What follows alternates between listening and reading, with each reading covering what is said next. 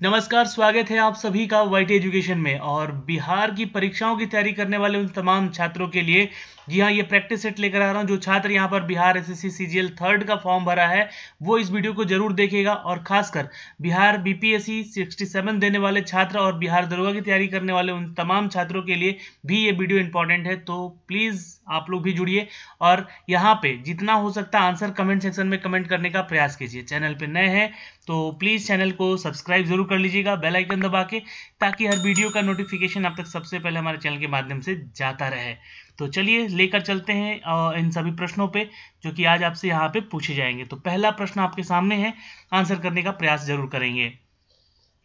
पहला क्वेश्चन है दोस्तों यहाँ पे कि निम्नलिखित में से पृथ्वी के महाद्वीप के आकार के अनुसार विश्व का सबसे बड़ा महाद्वीप, बहुत ही आसान सा सवाल है, सबसे बड़ा महाद्वीप के बारे में पूछा गया है ना। और ये आकार की दृष्टि से है ना, महाद्वीपों के आकार की दृष्टि से, और विश्व का सबसे बड़ा महाद्वीप। चूंकि देखिए यहाँ पे अगर आप लोगों ने एशिया किया है तो ही उत्तर सही होगा, यहाँ पे नोट कर लीजिएगा। अफ्रीका जो है यहाँ पे आप लोग करिएगा तो यहाँ पे कहीं ना कहीं गलती हो जाएगा, क्योंकि यहाँ पे क्वेश्चन पूछेगा पृथ्वी के महाद्वीप के आकार के अनुसार में। ठीक है, तो एशिया है दोस्तों, याद रखिएगा। ठीक है, और अगले सवाल पे चलते हैं।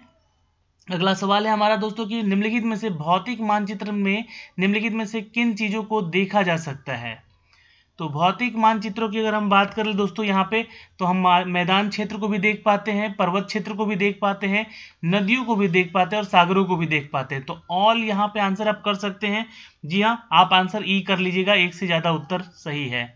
नेक्स्ट क्वेश्चन पे चलते हैं दोस्तों। निम्नलिखित में से वर्ष 2021 में जारी की गई रिपोर्ट के अनुसार साहित्य एकेडमी के कितने भाषा में साहित्य एकेडमिक पुरस्कार दिया गया है।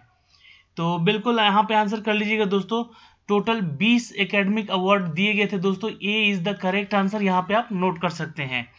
नेक्स्ट क्वेश्चन पे चलते हैं। बिहार पंचायत चुनाव में पहली बार किस प्रकार का ईवीएम का प्रयोग किया गया था। जल्दी फटाफट आंसर करेंगे आप लोग भी नीचे कमेंट सेक्शन में आंसर कीजिएगा। ये M2 है ना, M2 तरह का ये ईवीएम था जिसका प्रयोग किया गया है बिहार पंचायत चुनाव में, और पहली बार ये ईवीएम से बिहार में पंचायत चुनाव भी कराए गए थे दोस्तों, इसको याद रखिएगा। नेक्स्ट क्वेश्चन पे चलते हैं। क्वेश्चन है, भारत का राष्ट्रीय आदर्श वाक्य सत्यमेव जयते है ना, सत्यमेव जयते, जो कि मुंडूक उपनिषद से लिया गया है। तो बताइए कि यह उपनिषद किस वेद से संबंधित है। बिल्कुल अथर्ववेद अगर आप उत्तर कर रहे हैं दोस्तों, यानी कि B is the correct answer, note कर सकते हैं दोस्तों। अर्थ होता है इसका मतलब सत्य, सत्यमेव जयते उपनिषद से लिया गया है। सत्यमेव जयते भारत का राष्ट्रीय आदर्श वाक्य है, इसका अर्थ होता है सत्य। ठीक है, जो कि अथर्ववेद से लिया गया है। नेक्स्ट क्वेश्चन पे चलते हैं। क्वेश्चन नंबर नेक्स्ट है, एक्चुअली नेक्स्ट ही कहूंगा मैं, नंबरिंग नहीं दिया हूं यहाँ पे, बट आप लोग ध्यान रखिएगा। ठीक है, अगला क्वेश्चन है, राज्य के असंगठित क्षेत्र के सभी कामगारों को राष्ट्रीय ई श्रम पोर्टल का रजिस्ट्रेशन कराने के मामले में बिहार किस स्थान पर है। तो आई थिंक ये चौथा क्वेश्चन है, और आंसर कर लीजिएगा दोस्तों यहाँ पे। जी हाँ, एग्जैक्टली अगर आप उत्तर कर रहे हैं राज्य के असंगठित क्षेत्र के सभी कामगारों में, अगर राष्ट्रीय ई श्रम पोर्टल की बात करेंगे हम लोग दोस्तों, राष्ट्रीय ई श्रम पोर्टल की, जिस पर रजिस्ट्रेशन करने के मामले में बिहार का स्थान कितना है, तो दूसरा है, याद रखिएगा, B is the correct answer. ठीक है, राज्य के सभी असंगठित क्षेत्र के श्रमिकों का ई जो श्रम है यहाँ पे पोर्टल है उसको जारी किया गया है। इस मामले में बिहार देश के दूसरे स्थान पे है। और पूरे राज्य में अगर हम बात करें दोस्तों, तो 2,82,53,941 कामगार हैं जो कि निबंधन यानी कि रजिस्ट्रेशन कराए हुए हैं। और अररिया जिला जो है दोस्तों, इसके द्वारा 100% निबंधन है, अररिया जिला का नाम याद रखिएगा, है ना। ये एक इंपॉर्टेंट क्वेश्चन हो सकता है, 100% यहाँ पे रजिस्ट्रेशन है कामगारों के लिए। नेक्स्ट क्वेश्चन पे चलते हैं दोस्तों, क्वेश्चन नंबर 5 पे। तो आंसर करिएगा यहाँ पे। देखिए, किस वर्ष सर्वप्रथम जेनेरियो में प्रथम पृथ्वी शिखर सम्मेलन का आयोजन कब हुआ था। जेनेरियो, ठीक है, तो ये एक इंपॉर्टेंट क्वेश्चन है, देखिएगा आंसर कर लीजिएगा। ये 92 में शायद हुआ था, आंसर ए हो जाएगा, इज द करेक्ट आंसर। बिल्कुल आंसर ए है, 1992 में हुआ था। नेक्स्ट क्वेश्चन पे चलते हैं दोस्तों यहाँ पे। निम्नलिखित में से हाल ही में जारी की गई रिपोर्ट के अनुसार किस राष्ट्रीय जलमार्ग की लंबाई सबसे अधिक है। तो ऑप्शन आपके सामने है, नीचे कमेंट सेक्शन में आपको आंसर कमेंट करते जाने होंगे। जी हाँ दोस्तों, याद रखिएगा ये राष्ट्रीय जलमार्ग है आपका 1, जो कि सबसे लंबा है और गंगा नदी पर यह बनाया गया है। इसका प्रयोग भी किया गया सबसे पहले नागरिक यातायात को लेकर और भार वाहन चीज़ों को ले एक जगह से दूसरी जगह ले जाने की स्थिति में। आप हमें कमेंट बॉक्स में कमेंट कीजिए कि ये नेशनल वाटर वे जो है ये कहाँ से कहाँ तक था, NW1 जो है कहाँ से कहाँ तक की ये दूरी है। नेक्स्ट क्वेश्चन पे चलते हैं, क्वेश्चन नंबर 6 पे आंसर करेंगे दोस्तों। यहाँ पे निम्नलिखित में से प्रसिद्ध सुबनसिरी निम्नलिखित में से किसका सहायक नदी है? सुबनसिरी के बारे में आपको बता चुके हैं और ये ब्रह्मपुत्र की सहायक नदियों में से एक है, तो डी हमारा उत्तर यहाँ पे सही हो जाएगा। नेक्स्ट क्वेश्चन पे चलते हैं दोस्तों। यहाँ पे क्वेश्चन है, निम्नलिखित में यदि 5 क्रमागत सम संख्याओं का योग 80 है तो सबसे छोटी संख्या ज्ञात करें। तो ये एक शायद मैथमेटिकल क्वेश्चन भी डाल दिया गया है यहाँ पे, तो वैसे भी ज़्यादा टफ है नहीं। तो यहाँ पे बोल रहा है कि 5 क्रमागत सम संख्या है ना। सम संख्या यानी कि क्या होता है भाई, 2 हो गया, 4 हो गया, 6 हो गया, 8 हो गया और 10 हो गया। तो ये 5 क्रमागत सम संख्या है। तो इसका बोल रहा है कि योग जो है ना वो कितना है, 80 है। तो सबसे छोटी संख्या इसमें हमें को ज्ञात करना है। ठीक है, तो जितना भी है यहाँ पे देखिए 5 क्रमागत संख्याओं का योग अगर 80 है तो इसका जो है योग जो है 80 है, तो सबसे छोटी संख्या जो होगा इसका 12 हो जाएगा। याद रखिएगा कि वह संख्या जो होगा दोस्तों आपको क्या होगा, पांचों का, जी हाँ, इसको जोड़ दीजिए और जो जोड़ आएगा यहाँ पे मान लीजिए 2 4 8 6 14 14 और 10 24 और 8 हो जाएगा 32, है ना। तो 32 और ये है इसके बराबर, है ना, 32x, ये हो जाएगा 16, यानी कि 12 से कट जाना चाहिए। ये आई थिंक मुझे लगता है कि 12 आना चाहिए यहाँ पे आंसर। ठीक है, और यहाँ पे आंसर 12 है। नेक्स्ट आंसर कीजिएगा, D is the correct answer, note कर लीजिएगा। नेक्स्ट क्वेश्चन पे चलते हैं, आंसर करेंगे मित्रों। निम्नलिखित में से किस वर्ष सर्वप्रथम भारत में राष्ट्रमंडल खेल में भाग लिया गया था? बिल्कुल याद रखिएगा, निम्नलिखित में से यहाँ पे किस वर्ष सर्वप्रथम भारतवर्ष में राष्ट्रमंडल खेलों में भाग लिया गया था? तो सन 1934 इज द करेक्ट आंसर। जी हाँ दोस्तों, राष्ट्रमंडल खेलों में पिछले 14 खेल में हिस्सा भी लिया गया है, ये भी ध्यान रखिएगा। टोटल 14 खेल हिस्सा ले चुका है और भारत ने भी खेला है, मेजबानी भी किया है। ठीक है, याद रखिएगा 1934। नेक्स्ट क्वेश्चन पे चलते हैं दोस्तों, क्वेश्चन नंबर 8 पे आंसर करिएगा। क्वेश्चन है, निम्नलिखित में से स्थिर ताप पर गैस की नियत मात्रा का आयतन उसके दाब के व्युत्क्रमानुपाती होती है, यह नियम क्या कहलाता है? तो ये बॉयलर का नियम है। ठीक है, याद रखिएगा। तो आंसर डी कर लीजिएगा यहाँ पे दोस्तों। ठीक है, बॉयल्स का नियम है ना, बॉयल्स का नियम। स्थिर ताप पर किसी गैस की निश्चित मात्रा का आयतन उसके दाब का व्युत्क्रमानुपाती होता है, अर्थात यानी कि स्थिर ताप जो होता है उस पर गैस का दबाव बढ़ने पर आयतन भी घटता है यहाँ पे, इसलिए ये हमारा बॉयल्स का नियम है, इसको याद रखिएगा। नेक्स्ट क्वेश्चन पे चलते हैं दोस्तों, क्वेश्चन नंबर, निम्नलिखित में से भारतीय संविधान में नागरिकता का प्रावधान सर्वप्रथम कब लागू किया गया था?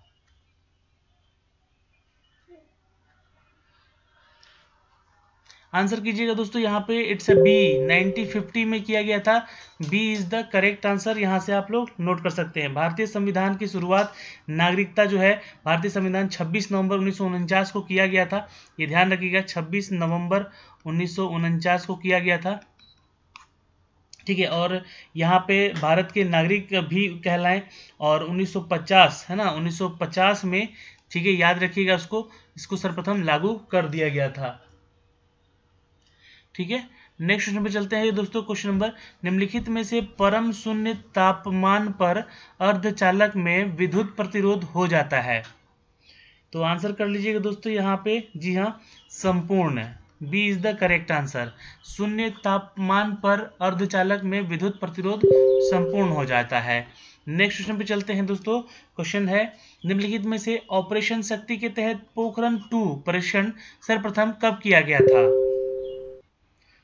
बिल्कुल आंसर कर लीजिएगा दोस्तों, यहाँ पे क्वेश्चन इंपॉर्टेंट है, ये किया गया था 1998 में। आंसर क्या कर लेंगे, c is the correct answer. Pokhran 2 कब किया गया था? तो 2 मई 1998 में किया गया था, ये भी याद रखिएगा।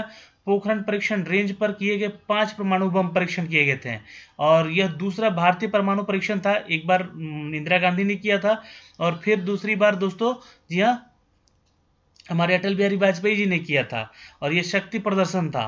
ठीक है, इसलिए इसको पहला ही माना जाता है, शक्ति प्रदर्शन के लिए इसको किया गया था। तो आंसर सी कर लेंगे। नेक्स्ट क्वेश्चन पे चलते हैं दोस्तों। निम्नलिखित में से श्वसन की क्रिया में वायु के कौन सा घटक की मात्रा में कोई परिवर्तन नहीं होता है?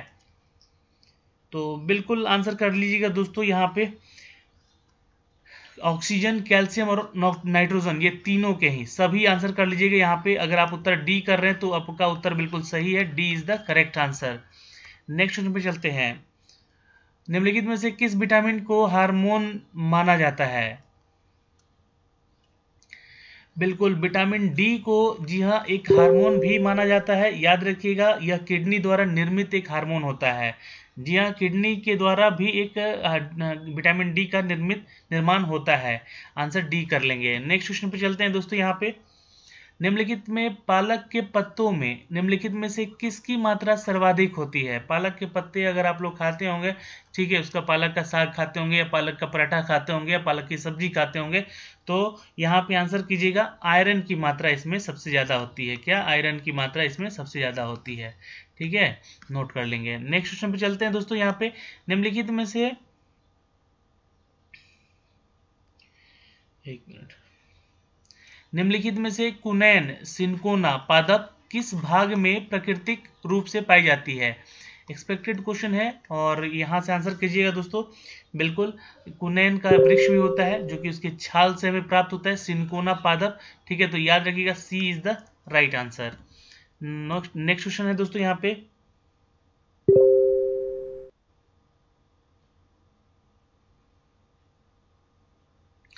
निम्नलिखित में से किस भारतीय प्रौद्योगिकी संस्थान ने किसान के लिए किसान नामक एक मोबाइल ऐप लॉन्च किया था? तो बिल्कुल IIT Roorkee is the correct answer. Note कर लीजिएगा, आईआईटी रुड़की ने किसानों के लिए किसान नामक, है ना, याद रखिएगा दोस्तों, किसान नामक एक एप्लीकेशन लॉन्च किया है। इस एप्लीकेशन के माध्यम से किसानों को कृषि मौसम संबंधी परामर्श सेवा प्रदान की जाती है। एक्सपेक्टेड क्वेश्चन है, याद रखेंगे। अगला सवाल, निम्नलिखित में से नरसिम्हा समिति ने बैंक ढांचे को कितनी स्तर बनाने की संस्तुति की थी? नरसिम्हा समिति ने बैंक ढांचे को कितने स्तर बनाने की संस्तुति की थी? एग्जैक्टली आंसर करेंगे 4। सी इज द करेक्ट आंसर। 3 से 4 बड़े बैंक जैसे कि एसबीआई के सहित यहाँ पे सबसे बड़े और निजी कृषि गतिविधियों में लगे ग्रामीण बैंकों के साथ बैंकिंग संरचना में 4 स्तरीय पदानुक्रम की स्थापना यहाँ पे की गई थी। नेक्स्ट क्वेश्चन पे चलते हैं दोस्तों। क्वेश्चन नंबर, निम्नलिखित में से निजी क्षेत्र में बैंक में अधिकतम कितने प्रतिशत विदेशी निवेश की अनुमति भारत सरकार ने प्रदान की है? बिल्कुल आंसर कर लीजिएगा, टोटल 49%। निजी क्षेत्रों के बैंकों में अधिकतम कितने प्रतिशत का शेयर आप रख सकते हैं विदेशी निवेश? तो ये याद रखिएगा, 49%। ए इज द करेक्ट आंसर। फिलहाल निजी क्षेत्रों की बैंकिंग में 74% की अनुमति है, जिसमें से 49% जो है, याद रखिएगा, ये क्वेश्चन इंपॉर्टेंट है, 49% जो है ये स्वाभाविक मार्ग और इसके अधिक से अधिक के लिए विदेशी निवेश को इनबिल्ड करना, यानी कि भारत में लाना, ये FIPB के जरिए ये अनुमति मिलती है। ठीक है, तो 74% तक कर सकते हैं, बट 49% ये है फिक्स यहाँ पे। नेक्स्ट क्वेश्चन है, निम्नलिखित में से मुद्रा आपूर्ति की सर्वाधिक तरल माप क्या है? बिल्कुल आंसर कर लीजिएगा दोस्तों, it's a is the correct answer. M1। M1 क्या होता है? M1 आपके पॉकेट में रखी हुई मनी को कहते हैं। ठीक है, आपके अकाउंट में जमा की गई मनी है जिसे आप जब चाहे तब निकाल सकते हैं, इसलिए यह जो है सबसे अधिक तरल होता है, यानी कि लिक्विडिटी में इसको हम मापते हैं, तो इसको M1 से डिनोट करते हैं। याद रखिएगा, आपके बैंक खातों में आपका पैसा रखा हुआ। नेक्स्ट क्वेश्चन पे चलते हैं दोस्तों। यहाँ पे निम्नलिखित में से आधुनिक भारत के शासनकाल के दौरान सुरक्षा प्रकोष्ठ की नीति निम्नलिखित में से किस गवर्नर जनरल के शासनकाल से संबंधित है? तो बिल्कुल यहाँ पे आंसर कर लीजिएगा, it's Warren Hasting is the correct answer. Note कर सकते हैं यहाँ पे। नेक्स्ट क्वेश्चन पे चलते हैं दोस्तों। निम्नलिखित में से भारतीय संविधान के अनुसार राज्यसभा में राष्ट्रपति द्वारा कुल कितने सदस्यों को मनोनीत किया जाता है? बिल्कुल याद रखिएगा, टोटल अब 12 ही होता है, 14 होता था पहले, तो अब तो 12 होता है, ठीक है। जिसमें कि 250 सदस्य होंगे राज्यसभा से अधिक और 238 सदस्य होंगे राज्यसभा और संघ राज्य के क्षेत्रों के प्रतिनिधि करेंगे, और 12 सदस्यों को राष्ट्रपति के द्वारा नामित किया जाता है। राज्यसभा एक स्थायी निकाय है, जो कि आपको पता होना चाहिए। राज्यसभा क्या है? एक स्थायी निकाय है। ये क्वेश्चन भी पूछा गया था एग्जाम में, है ना। तो एक राज्यसभा स्थायी निकाय है, इसे भंग नहीं किया जा सकता है, ठीक है। इसे भंग नहीं किया जा सकता है राज्यसभा को, याद रखिए। लोकसभा भंग हो सकता है लेकिन राज्यसभा नहीं हो सकता है। और राष्ट्रपति इसमें 12 लोगों को सदस्य नियुक्त करता है, नियमित करता है। नेक्स्ट क्वेश्चन पे चलते हैं दोस्तों। निम्नलिखित में से किस पंचवर्षीय योजना के अंतर्गत राष्ट्रीय कृषि और ग्रामीण विकास बैंक की स्थापना की गई थी? एग्जैक्टली आंसर रखिएगा, छठी पंचवर्षीय योजना। A is the correct answer, note कर लीजिएगा। और नाबार्ड का देखिए पूर्ण रूप है ये राष्ट्रीय कृषि और ग्रामीण विकास बैंक। इसका मुख्यालय कहाँ पर है? तो भाई याद रखिएगा, जो है नाबार्ड जो है, इसको हम लोग कहते हैं नाबार्ड का जो है, नाबार्ड का जो मुख्यालय है वो कहाँ पर है? तो मुंबई में है। ये क्वेश्चन पूछा गया था एग्जाम में। और इसकी स्थापना जो है 12 जुलाई 1982 को किया गया था। कब किया गया था? 12 जुलाई 1982 को किया गया था। तो ये एक एक्सपेक्टेड क्वेश्चन है, ठीक है। छठी पंचवर्षीय योजना कब से कब तक थी ये योजना? तो ये याद रखिएगा, सन 1980 से लेकर 85 तक के बीच में छठी पंचवर्षीय योजना का समय काल था। नेक्स्ट क्वेश्चन पे चलते हैं। यहाँ पे निम्नलिखित में से संविधान के किस अनुच्छेद के अंतर्गत प्रेस की स्वतंत्रता से संबंधित है? तो एग्जैक्टली प्रेस की स्वतंत्रता हमें आर्टिकल 19 में मिलता है। और ये भी आपको बता दें कि 19 के खंड 1 में मिलता है, और खंड 1 के साथ साथ इसको ए में शामिल किया गया है। तो ये पूरा यहाँ कहीं लिखा रहेगा तो इसको ही सही मारिएगा, है ना। वैसे 19 लिखा गया है इसलिए हमने 19 को यहाँ पे क्लिक किया है। नेक्स्ट क्वेश्चन पे चलते हैं। निम्नलिखित में से भारत की राष्ट्रीय आय सबसे मुख्य स्रोत निम्नलिखित में से कौन सा है? बिल्कुल याद रखिएगा दोस्तों, ए इट्स सेवा का क्षेत्र यानी कि सर्विस क्षेत्र, ठीक है। वस्तु और सेवा कर के लिए 33% का योगदान है। इसके लिए कॉरपोरेशन टैक्स 27% और आय कर जो है यहाँ पे 23% का हिस्सेदारी समझा जाता है। जी हाँ, तो आंसर कर लीजिएगा ए सेवा का क्षेत्र। नेक्स्ट क्वेश्चन पे चलते हैं दोस्तों। यहाँ पे निम्नलिखित में से प्रत्यक्ष करों में से किस कर टैक्स से सरकार को अधिकतम राजस्व कर प्राप्ति होता है? तो ये हमें सबसे ज़्यादा जो है टैक्स जो है सरकार को जो राजस्व मिलता है वो निगम कर है, ठीक है। कॉर्पोरेट कर या निगम कर, ठीक है, याद रखिएगा दोस्तों। यहाँ पे अगले सवाल पे चलते हैं। सवाल नंबर नेक्स्ट है, निम्नलिखित में से वर्ष 2001 की जनगणना के अनुसार सर्वाधिक कुल शहरी जनसंख्या वाला राज्य कौन सा है? तो भाई आपको याद रखना होगा, ये राज्य के बारे में पूछा गया है, तो राज्य है महाराष्ट्र, और शहर पूछ देगा तो मुंबई ही होगा, ठीक है। तो याद रखिएगा दोस्तों, जनसंख्या के आधार पर भारत के राज्य और संघ क्षेत्रों में मुंबई जो है सर्वाधिक जनसंख्या वाला राज्य है। अगले सवाल पे चलते हैं दोस्तों। यहाँ पे निम्नलिखित में से लोकसभा में राज्यवार सीटों का आवंटन 1971 की जनगणना पर आधारित है, यह निर्धारित किस वर्ष तक यथावत रहेगा? तो निम्नलिखित में से लोकसभा में राज्यवार सीटों की जो आवंटन की जाती है उसकी जनगणना के आधार पे निर्धारित किस वर्ष तक यथावत रहेगा? तो 2026 तक ये रहेगा। उसके बाद ही कुछ इसमें बदलाव किया जा सकता है, ठीक है। तो आपको बता दें कि राज्य क्षेत्र के जो प्रकार हैं और लोकसभा में 80 हैं, ये ध्यान रखेंगे। नेक्स्ट क्वेश्चन पे चलते हैं दोस्तों। यहाँ पे निम्नलिखित में से पौधे में क्लोरोफिल बनाने के लिए कौन सा तत्व सहायक होता है? बिल्कुल याद रखेंगे दोस्तों, it's a magnesium is the correct answer. जी हाँ, और इसका गठन जो है दोस्तों आपको बता दें कि कार्बन से ही होता है, और उसके अलावा ऑक्सीजन से होता है, उसके अलावा नाइट्रोजन से होता है, और मैग्नीशियम से होता है, ठीक है, तत्वों से होता है। नेक्स्ट क्वेश्चन पे चलते हैं दोस्तों। यहाँ पे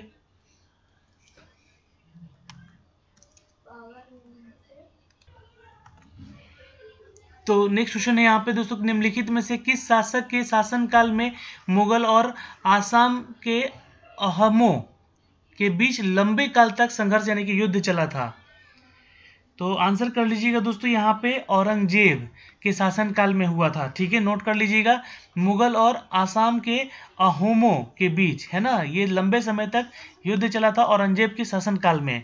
तो नेक्स्ट क्वेश्चन पे चलते हैं। निम्नलिखित में से किस वर्ष प्रथम मथुरा के जाट ने प्रथम संगठित विद्रोह गोकुला नेतृत्व औरंगजेब के लिए विरुद्ध में किया था? बिल्कुल दोस्तों, मथुरा के जाट ने प्रथम संगठित जो विद्रोह हुआ था ये 1669 ईस्वी में हुआ था। मथुरा क्षेत्र के जाटों ने एक स्थानीय जमींदार जिसका नाम गोकुला था उसके नेतृत्व में, जो कि पहला हिंदू विद्रोह था वो। तो याद रखिएगा दोस्तों, हिंदू विद्रोह करके भी ये क्वेश्चन पूछता है एग्जाम में, है ना। दो गोकुला याद रखिएगा, जो कि 1669 में ही हुआ था। नेक्स्ट क्वेश्चन पे चलते हैं दोस्तों। निम्नलिखित में से किस मुगल बादशाह के शासनकाल के दौरान उपनिषद का फारसी भाषा में अनुवाद किया गया था? तो Shahjahan is the correct answer, note कर लीजिएगा, D is the correct answer. उपनिषदों का फारसी अनुवाद शाहजहां के काल में ही हुआ था, D is the right answer. Next question है, निम्नलिखित में से किस मुगल शासक ने शासनकाल के दौरान लगान वसूली की ठगदारी प्रथा का शुरुआत किया था? तो ये ठगदारी जो है या ठेकेदारी जो है ये हुआ था दोस्तों शाहजहां के ही काल में, ठीक है, याद रखिएगा, D is the correct answer. Next question पे चलते हैं दोस्तों। यहाँ पे निम्नलिखित में से कोको कोला जैसे पेय पदार्थ में किस अम्ल की उपस्थिति के कारण खट्टा स्वाद का अनुभव होता है? तो बिल्कुल यहाँ पे याद रखिएगा दोस्तों, ये ऑक्जेलिक अम्ल के चलते होता है। किसके चलते होता है? B is the correct answer. Next question पे चलते हैं दोस्तों। यहाँ पे कोको कोला का जो खट्टा स्वाद आता है ना, वो फॉस्फेरिक एसिड की उपस्थिति के कारण भी होता है, ठीक है। तो यहाँ पे फॉस्फेरिक तो दिया नहीं गया है, इसलिए ऑक्जेलिक अम्ल यहाँ पे डालेंगे हम लोग, वो भी रहता है उसमें इसका। नेक्स्ट क्वेश्चन पे चलते हैं दोस्तों। यहाँ पे निम्नलिखित में से भारतीय संविधान के किस भाग में केंद्र शासित प्रदेश के बारे में बताया गया है? तो ये याद रखिएगा, आंसर आप भी कमेंट सेक्शन में कमेंट करेंगे, भाग 8 में, c is the correct answer, note कर लेंगे। नेक्स्ट क्वेश्चन में चलते हैं दोस्तों। यहाँ पे निम्नलिखित में से भारतीय संविधान के किस अनुच्छेद के अनुसार राज्य विधान परिषद बनाई गई या समाप्त की जा सकती है? तो बिल्कुल यहाँ पे याद रखिएगा, आर्टिकल 169 आप लोग पढ़िएगा, आंसर बी कर लीजिएगा। राज्यों के विधान परिषद के गठन अथवा विघटन के अधिकार हैं, परंतु इसके लिए एक प्रस्तुत जो विधेयक है ये विधानसभा में विशेष बहुमत के साथ पारित होता है, जो कि कितना 2/3 से पारित होना अनिवार्य है। नेक्स्ट क्वेश्चन पे चलते हैं दोस्तों। निम्नलिखित में से भारतीय संविधान द्वारा प्रारंभ में कुल कितने मौलिक अधिकार प्रदान किए गए थे? तो 7 थे, याद रखिएगा दोस्तों, ये इंपॉर्टेंट क्वेश्चन है। नेक्स्ट क्वेश्चन पे चलते हैं। यहाँ पे निम्नलिखित में से किस मुगल सम्राट ने अंग्रेज को बंगाल में शुल्क मुक्त व्यापार की सुविधा प्रदान की थी? बिल्कुल, अगर आप उत्तर कर रहे हैं Farrukhsiyar is the correct answer, d is the right answer. निम्नलिखित में से उड़ीसा के सबसे पुराने लिंगराज मंदिर किस देवता को समर्पित है? तो बहुत इंपॉर्टेंट क्वेश्चन है, बहुत बार एग्जाम में पूछा गया है, शिव मंदिर है ये, याद रखिएगा, B is the correct answer. Next question पे चलते हैं दोस्तों। यहाँ पे निम्नलिखित में से विश्व स्वास्थ्य संगठन ने किस राज्य के तंबाकू की खपत को नियंत्रित करने के प्रयास को देखते हुए विश्व तंबाकू निषेध दिवस पुरस्कार 2022 के लिए चुना है? बिल्कुल याद रखेंगे दोस्तों, ये है झारखंड। जी हाँ, विश्व स्वास्थ्य संगठन यानी कि WHO हर साल सरकारों को, संगठनों और व्यक्तियों को तंबाकू के उपयोग करने से रोक लगाने को बोलता है, और WHO ने झारखंड को विश्व तंबाकू निषेध दिवस पे पुरस्कृत भी किया है। झारखंड की राजधानी रांची है, हेमंत सोरेन यहाँ के मुख्यमंत्री हैं। नेक्स्ट क्वेश्चन पे चलते हैं दोस्तों। यहाँ पे निम्नलिखित में से कौन सा संविधान संशोधन अधिनियम भारत बांग्लादेश के मध्य भूमि समझौता से संबंधित है? तो भारत और बांग्लादेश के बीच का जो भूमि समझौता है वो संविधान संशोधन था दोस्तों 100 यानी कि 100वां। तो आंसर यहाँ पे सी कर लीजिएगा, इज द करेक्ट आंसर। लेकिन यहाँ पे देखिए, एक्चुअली जो 99वां आप पढ़ेंगे संविधान संशोधन, तो उस अधिनियम के तहत बांग्लादेश के साथ जो परिक्षेत्रों के बारे में चर्चा किया गया है ना, उसके आदान प्रदान की बात होती है। तो बहुत सारी जगह आपको ऑप्शन 99 भी दे देगा और को कंफ्यूज कर देगा, लेकिन संविधान 101वां जो है, मतलब सॉरी 100वां जो है संविधान संशोधन, जो कि भारत बांग्लादेश के मध्य भूमि समझौते को संबंधित ये आंकड़ा देता है। नेक्स्ट क्वेश्चन पे चलते हैं दोस्तों। क्वेश्चन नंबर, निम्नलिखित में से अनुसूचित जाति और अनुसूचित जनजाति को किस अनुच्छेद के अंतर्गत मौलिक समाज, आर्थिक, राजनीति और सांस्कृतिक के अधिकार दिए हैं? आर्टिकल 17 पढ़िएगा, इंपॉर्टेंट है। जी हाँ, आर्टिकल 17 के तहत अनुसूचित जाति अनुसूचित जनजाति को मौलिक सामाजिक और आर्थिक राजनीतिक और सांस्कृतिक अधिकार मिल चुके हैं। सवाल नंबर चलते हैं दोस्तों नेक्स्ट। निम्नलिखित में से भारत के कौन से वायसराय ओवेश मेरेडिथ है ना के उपन्यास के कविताएं लिखे हैं? तो यहाँ पे आंसर कर लीजिएगा, Lord little is the right answer. Next question पे चलते हैं दोस्तों। यहाँ पे निम्नलिखित में से भारत का पहला मानव रहित अंतरिक्ष मिशन गगनयान कब तक प्रारंभ करने की घोषणा की गई? बिल्कुल सन 2023 तक यहाँ पे इसको लॉन्च कर दिया जाएगा। ये करंट अफेयर में आपको करवाए भी हैं। जी हाँ दोस्तों, याद रखिएगा 18 दिसंबर 2014 को अपना पहला मानव रहित ये प्रायोगिक उड़ान किया गया था, लेकिन अब 2023 में जी हाँ मानव भी इस पे जा सकेगा 2023 में, याद रखेंगे। मानव रहित अंतरिक्ष मिशन गगनयान कब तक प्रारंभ करने की घोषणा की गई है? तो 2023 में। सवाल नंबर चलते हैं दोस्तों। निम्नलिखित में से भारत में 5 ट्रिलियन अर्थव्यवस्था का लक्ष्य कब तक प्राप्त कर लेने का लक्ष्य रखा गया है? तो आंसर कर लीजिएगा 2023 तक ही, ठीक है, ओके, सॉरी 2024 तक, माफ करेंगे। 5 ट्रिलियन अर्थव्यवस्था का इस बार भारत ने इसको 5 ट्रिलियन है ना, 5 ट्रिलियन जो है अर्थव्यवस्था जो है रखने का लक्ष्य रखा है। तो जाहिर सी बात, अगर इतना हाई हमारा अगर जीडीपी वगैरह जाता है तो समझ सकते हैं कि यहाँ पे हमारे लिए नौकरियाँ, व्यापार सब कुछ ओपन हो सकता है। तो 2024 तक भारत जो है यह विश्व गुरु बन सकता है इस मामले में। सवाल नंबर चलते हैं दोस्तों। निम्नलिखित में से आधुनिक भारत के शासनकाल के दौरान ब्रह्म समाज की स्थापना सर्वप्रथम कब हुआ था? आधुनिक भारत के शासनकाल के दौरान ब्रह्म समाज की स्थापना सर्वप्रथम कब हुआ था? जी हाँ, याद रखेंगे दोस्तों, सन 1830 ईस्वी में। D is the correct answer. Next question पे चलते हैं। निम्नलिखित में से भारत में पहली सफल सूती कपड़ा मिल की स्थापना मुंबई में कब किया गया था? 1854 is the correct answer, note कर लीजिएगा दोस्तों। और मुंबई में ही ये कावसाजी डाबर द्वारा खोला गया था, नाम याद रखिएगा, कावसाजी डाबर के द्वारा इसको उद्घाटन किया गया था दोस्तों, इनको निर्मित किया गया था। 1856 में इसका उत्पादन भी शुरू कर दिया गया था, ठीक है, 1854 में इसकी शुरुआत की गई थी वैसे। सवाल नंबर चलते हैं दोस्तों यहाँ पे नेक्स्ट। निम्नलिखित आधुनिक भारत के शासनकाल के दौरान ऑस्ट्रिया हंगरी साम्राज्य के उत्तराधिकारी जहाँ आर्च ड्यूक फर्डिनेंड की हत्या के कारण प्रथम विश्व युद्ध कब हुआ था? तो प्रथम विश्व युद्ध हुआ था 1914 में, ये तो आप लोगों को पता ही होना चाहिए, ठीक 100 साल पहले, ठीक है, लगभग 100 साल पहले 28 जून 1914 को ऑस्ट्रिया हंगरी साम्राज्य के उत्तराधिकारी थे आर्च ड्यूक फर्डिनेंड, जिनकी पत्नी के साथ यहाँ पे बोस्निया में सरावेवा के दौर में इनकी हत्या की गई, जिसके चलते प्रथम विश्व युद्ध का कारण भी बना था। नेक्स्ट क्वेश्चन पे चलते हैं दोस्तों। यहाँ पे निम्नलिखित में से दो स्थान के देशांतर में 1 डिग्री का अंतर होने पर उनके समय अंतराल में कितने का अंतर हो जाता है? तो आंसर कर लीजिएगा 4 घंटे का इज द राइट आंसर।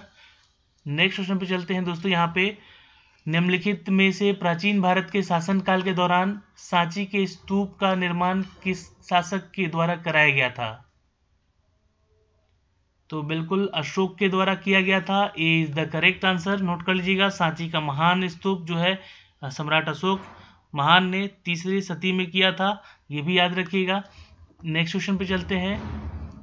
निम्नलिखित में से प्राचीन भारत के शासनकाल के दौरान महावीर का जन्म 540 ईस्वी में किस स्थान पर हुआ था?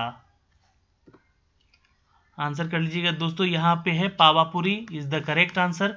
यहाँ 599 वर्ष पहले वैशाली गणतंत्र के कुंडाग्राम में, और ये इक्ष्वाकुक है ना, इक्ष्वाकु वंश के द्वारा किया गया था। नेक्स्ट क्वेश्चन पे दोस्तों। निम्नलिखित में से संयुक्त राष्ट्र संघ में सुरक्षा परिषद के स्थायी सदस्यों की कुल संख्या? तो बिल्कुल यहाँ पे याद रखेंगे दोस्तों, it's 5 is the correct answer, note कर लीजिएगा यहाँ से। नेक्स्ट क्वेश्चन पे है। निम्नलिखित में से राज्य पुनर्गठन अधिनियम के अनुसार छत्तीसगढ़ राज्य की स्थापना सर्वप्रथम कब हुई थी? सन 2000 में किया गया था, मध्य प्रदेश से इसको अलग किया गया था, ठीक है, 1 नवंबर, डेट भी याद रखिएगा, क्वेश्चन पूछता है एग्जाम में, ठीक है। और अगला सवाल पे चलते हैं। यहाँ पे क्वेश्चन है, निम्नलिखित में से संयुक्त राष्ट्र संघ का मुख्यालय निम्नलिखित में से कहाँ है? तो बहुत बार एग्जाम में पूछा गया है, न्यूयॉर्क है दोस्तों, याद रखेंगे, इज द राइट आंसर। ठीक है, और ये अमेरिका में है, अमेरिका का शहर है न्यूयॉर्क, और 9 जनवरी 1951 को इसको आधिकारिक रूप से खोला गया, और इस भवन का निर्माण 1949 से 50 के बीच में हुआ था दोस्तों। ठीक है, याद रखिएगा। नेक्स्ट क्वेश्चन पे चलते हैं दोस्तों। यहाँ पे निम्नलिखित में से कौन सा विटामिन मनुष्य के रक्त को जमाने के लिए जिम्मेवार होता है? तो जमाने के लिए तो विटामिन के का ही होता है, सी इज द करेक्ट आंसर। ठीक है, के हमारे शरीर के रक्त का थक्का जमाने के लिए अत्यंत आवश्यक भी होता है। नेक्स्ट क्वेश्चन पे चलते हैं दोस्तों। यहाँ पे क्वेश्चन है, निम्नलिखित में से आधुनिक भारत के शासनकाल के दौरान स्वामी दयानंद ने अपने आर्य समाज की स्थापना सर्वप्रथम कब की थी? तो 1875 में हुआ था आर्य समाज का स्थापना, याद रखिएगा दोस्तों। जी हाँ, गिरगांव मुंबई में ये हुआ था, ये भी आपको याद रखना होगा। गिरगांव मुंबई में, इस बॉम्बे एक्चुअली उस समय नाम था। ठीक है, तो गिरगांव मुंबई में इसकी स्थापना हुई थी आर्य समाज की। नेक्स्ट क्वेश्चन पे चलते हैं दोस्तों। यहाँ पे निम्नलिखित में से आधुनिक भारत के शासनकाल के दौरान विधवा विवाह की अनुमति का कानून किसके प्रयास से पास हुआ था? तो ये ईश्वर चंद विद्यासागर थे। A is the correct answer, note कर सकते हैं। ईश्वर चंद विद्यासागर दोस्तों 1856 में हिंदू विधवा पुनर्विवाह अधिनियम से विधवा विवाह को एक वैध घोषित कर दिया था। परंतु दुख की बात यह है कि इस विषय में पूरे भारतवर्ष में ना तो बात की गई और ना ही अभी भी की जाती है।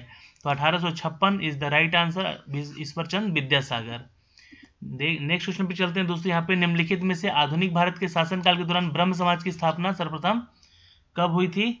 तो ये याद रखिएगा दोस्तों, 1830 ईस्वी में ब्रह्म समाज की स्थापना की गई थी। नेक्स्ट क्वेश्चन पे चलते हैं दोस्तों। यहाँ पे निम्नलिखित में से भारत का एकमात्र टिस्को इस्पात कारखाना जो कि सार्वजनिक क्षेत्र के अंतर्गत नहीं आता है, निम्नलिखित में से किस नदी के किनारे बसा है? तो देखिए, टिस्को जो है ना, ये झारखंड में है और झारखंड के जमशेदपुर में है। ठीक है, जमशेदपुर में है, जिसे हम लोग टाटा नगर के नाम से भी जानते हैं। ठीक है, तो ये याद रखिएगा, वहां पे बहती है स्वर्ण नदी। C is the right answer. Next question पे चलते हैं दोस्तों। क्वेश्चन है, निम्नलिखित में से महात्मा गांधी नील बागान मालिक के खिलाफ कौन सा आंदोलन की शुरुआत किए थे?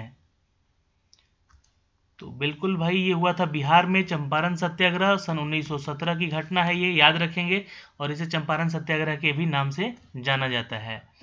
नेक्स्ट क्वेश्चन है दोस्तों, निम्नलिखित में से आधुनिक भारत के शासनकाल के दौरान घसीराम के द्वारा सतनामी विद्रोह सर्वप्रथम कहाँ हुआ था? तो Chhattisgarh is the correct answer, note कर लीजिएगा यहाँ से। नेक्स्ट क्वेश्चन पे चलते हैं दोस्तों। निम्नलिखित में से आधुनिक भारत के शासनकाल के दौरान बाल विवाह निषेध अधिनियम कानून सर्वप्रथम कब पारित किया गया? सन 1929 में किया गया था, बाल विवाह को लेकर निषेध करने को, रोकने को लिए। सवाल नंबर चलते हैं दोस्तों नेक्स्ट पे। यहाँ पे निम्नलिखित में से आधुनिक भारत के शासनकाल के दौरान परमहंस मंडली का गठन सर्वप्रथम कब और कहाँ हुआ था? तो बिल्कुल याद रखिएगा दोस्तों, मुंबई में हुआ था और ये 1840 में हुआ था। D is the correct answer. Next question पे चलते हैं दोस्तों। यहाँ पे निम्नलिखित में से किस वर्ष सर्वप्रथम पोखरण नाभिकीय परीक्षण अधिकारी कोड स्माइलिंग बुद्धा द्वारा परीक्षण किया गया? तो बिल्कुल याद रखिएगा दोस्तों, सन 1974। सी इज द करेक्ट आंसर, 18 मई 1974, ये याद रखिएगा दोस्तों। राजस्थान के पोखरण में टॉप अधिकारी को निगरानी में किया गया, और 48 साल पहले भारत ने पहला सफल परीक्षण भी किया था, जिसका ऑपरेशन कोड था स्माइलिंग बुद्धा। नेक्स्ट क्वेश्चन पे चलते हैं दोस्तों। यहाँ पे निम्नलिखित में से नाभिकीय रिएक्टर में निम्नलिखित में से किसे मदद के रूप में प्रयोग किया जाता है? तो आंसर कर लीजिएगा डी, भारी जल का, यानी कि D2O का हम लोग प्रयोग करते हैं। नेक्स्ट क्वेश्चन पे चलते हैं दोस्तों। निम्नलिखित में से मध्यकालीन भारत के शासनकाल के दौरान मकबरा निर्माण शैली का जन्मदाता माना जाता है? तो बिल्कुल आंसर कर लीजिएगा दोस्तों, इल्तुतमिश को हम कहते हैं। D is the correct answer, यहाँ से आप नोट कर सकते हैं। और यहाँ पे ये पूरा क्यूज का सिनारियो समाप्त होता है। टोटल जो है हम लोगों ने इस वीडियो के माध्यम से, जी हाँ, लगभग यहाँ पे अगर हम पूरा का पूरा सेट देखें यहाँ पे, तो हम लोगों ने 70 क्वेश्चन को कंप्लीट किया है इस वीडियो में। और आपको ये वीडियो कैसा लगा, आप हमें कमेंट सेक्शन में भी कमेंट करके ज़रूर बताइएगा। और इसी तरह वीडियो को लाइक और शेयर करते रहें ताकि रोज़ आपके लिए वीडियो शीट लेकर आते रहें। जय हिंद।